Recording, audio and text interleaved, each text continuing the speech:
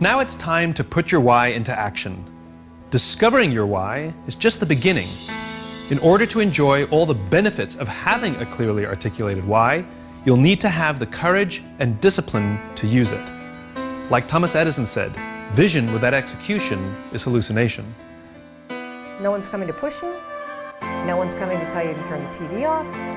No one's coming to tell you to get out the door and exercise. The bottom line is, no one's coming. If I sat down with all of you one by one, I could figure out every dumb thing you're doing and trace it back to you're doing it to impress somebody or to prove somebody wrong. It's the biggest mistake you can make, and if you leave here with anything, the second you can get quiet in here and stop worrying about the judgment of others, the second shit starts actually happening.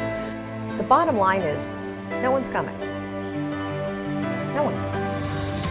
No one's coming to push you. No one's coming to tell you to turn the TV off. No one's coming to tell you to get out the door and exercise. Nobody's coming to tell you to apply for that job that you've always dreamt about. Nobody's coming to write the business plan for you. It's up to you. And because you're only ever going to do the things that you feel like doing right now or that feel good right now, unless you understand that you've got to parent yourself, you've got to push yourself, you're not going to make your dreams come true. You're just not. We're not wired that way. You weren't born that way, you weren't that way when you were growing up, and you're certainly not that way as an adult. And there's a tremendous amount of liberation that comes when you accept the fact that you're always going to need to give yourself a push. So it takes practice to start with why. Like riding a bicycle, at first we're unsure, unsteady. We're in our heads thinking about all the things we need to do, pedal fast, keep enough speed so we don't fall over. We have to really concentrate. We may even fall over, even scrape our knees, but we get back on the bike and try again. And eventually, it becomes natural. Starting with why is no different. At first, it feels awkward. It may not even work, but with practice, it will become so natural that you won't even be able to imagine a time when you couldn't do it. Just like riding a bicycle. In time, your why will act as a filter for many of the decisions and choices you make.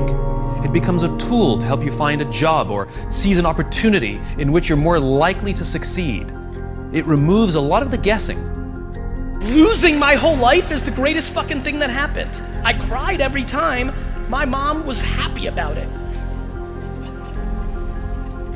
This is a very simple binary game. In life and in business, you are either on the offense or you're on the defense. Way too many of you are sitting here right now and thinking you're in the middle. There is no middle. You're either going backwards or you're going forwards. There's no fucking neutral in the way that we live this. If you do too many things that aren't a good fit, you'll feel uncomfortable and people will feel that you're being inauthentic. On the other hand, when you start with why, your ability to stand out, find support, and work to all your natural strengths will flourish. With practice, you will learn to trust your why. You will eventually start to see your job and the things you do as ways to breathe life into your cause. And the better you get at it, the more you will feel that your life and everything you do has purpose. The best way to implement your why is to work at it slowly. You don't have to do all the tips we suggest. What is important is that you pick up to 3 and commit to practicing and using them now.